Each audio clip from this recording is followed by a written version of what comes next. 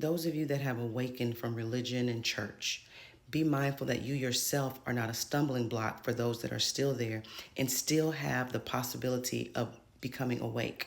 When we say things like they're just stupid, they're just dumb, our people will never learn, they don't ever want to listen, they this, that, and that.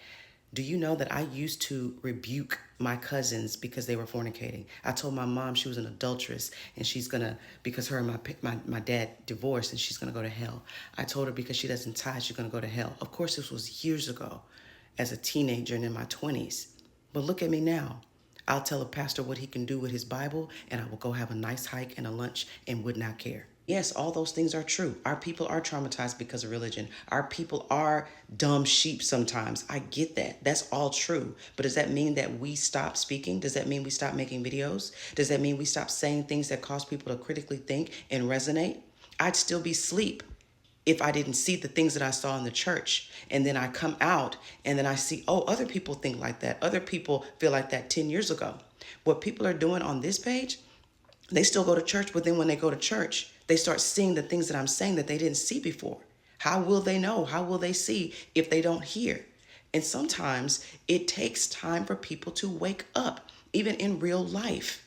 If you have a child, sometimes it's hard to wake them up. Other kids, you just say, hey, baby, get up, and they're up. I'm well aware that some people will die in their sleep, but there are still some people that will wake up. Some of you are fortunate to have never experienced or graced a wolf's den called a church. And that is just an amazing experience for you. But that's not the reality for everybody else. The wicked pastors and the little sheep that they duplicate and replicate, those are the only ones that I charge up.